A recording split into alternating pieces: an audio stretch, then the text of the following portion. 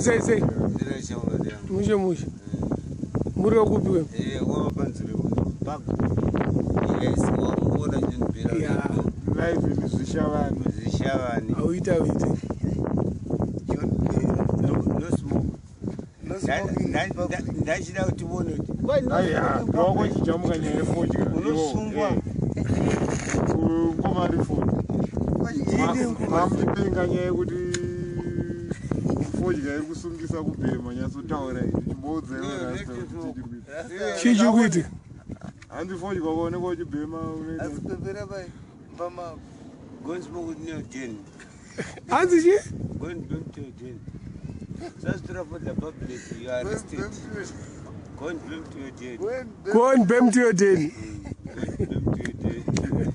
You should not smoke cigarette publicly. Hey, you are there to rest. You are arrested. No sungwa kwangu stuff for this one. Papa panoga. $500 pay. Cause hapa nepi zo. Anti popo. Foji gara tichiziya. Anti popo ugabe mwa. Foji yakatora nyika. Mwana mai. Ndezo ndoramba. Avazati foji yakatora nyika. Yakatora nyika. Wondu zati ko ndo sutia for the public. Wondi sunga. For sec. Ndisungi. Akawasungi ne. Ndoda kutsita bhaji kutora kati. Mone zitipi. Ichi time mpa. Hanzi hapo ndo panga pane base hapo. Hapo. Pachikomo icho. Pane mitiyo. Unaona mitiyo? Chikomo icho.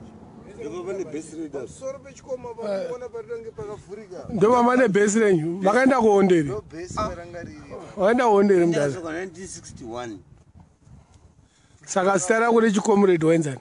Ini ndanzi Reford Siwela. Reford that? Siwela.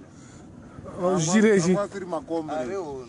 Nasi gandanga ndaingwa mjiba. Aunobata futi ke. Ndambibata futi. Ndo saka mamuchitaura kuti maitora foji kamuchinopa boys. Chopa boys. Mota dzefoda dzebva green chinyi dzaifamba nemurivo apa. Dzaidini mota apa dzine madrink. Taimisa muroti. Teta futi yedanda ya. Stop.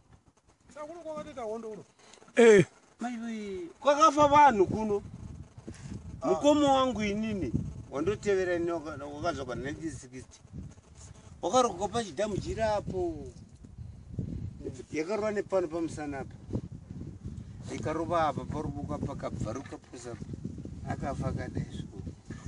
Mimwe awana mukadzi akausvaka AIDS yake akazvifuraisa neAIDS. Mimwe yakadai. Kwenda kuti vhare. Haana kufira muhondo. Haana kufira muhondo wakararama iye. Akafa mimwe yakadai so.